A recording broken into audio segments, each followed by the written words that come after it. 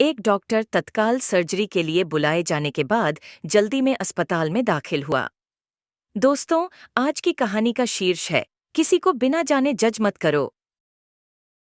उसने यथाशीघ्र कॉल का उत्तर दिया, अपने कपड़े बदले और सीधे सर्जरी ब्लॉक में चला गया।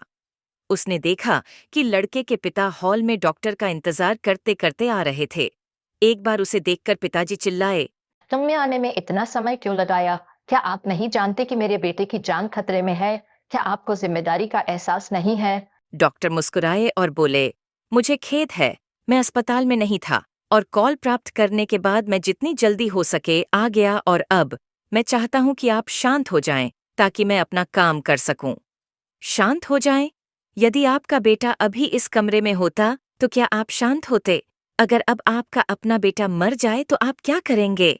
पिता ने गुस्से से कहा। डॉक्टर फिर मुस्कुराए और उत्तर दिया, मैं वही कहूंगा जो अय्यूब ने पवित्र पुस्तक में कहा है, हम धूल से आए और मिट्टी में लौट जाते हैं। भगवान का नाम धन्य है। डॉक्टर जीवन को लंबा नहीं बढ़ा सकते।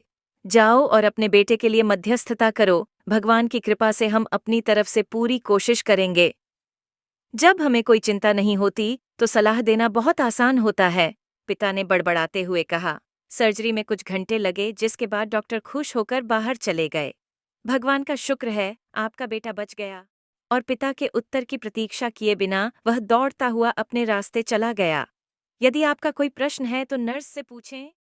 वह इतना अहंकारी क्यों है? वह मेरे बेटे की स्थिति के बारे में पूछने के लिए कुछ मिनट इंतजार नहीं कर सका।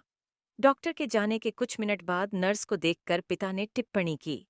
नर्स ने उत्तर दिया, उसके चेहरे से आंसू बह रहे थे। उनके बेटे की कल एक सड़क दुर्घटना में मृत्यु हो गई। जब हमने उन्हें आपके बेटे की सर्जरी के लिए बुलाया तो वह कब्रिस्तान में थे, और अब जब उसने आपके बेटे की जान बचाई तो वह अपने बेटे को दफनाने के लिए भाग गया। यही है नैरेटिव नेक्सस हिंदी चैनल की यह कहानी। दोस्तों, आज इस कहानी से आपको क्या सीख मिला, कमेंट करके बताइए। और इसी तरह की आकर्षक कहानी देखने के लिए चैनल को सब्सक्राइब जरूर करें।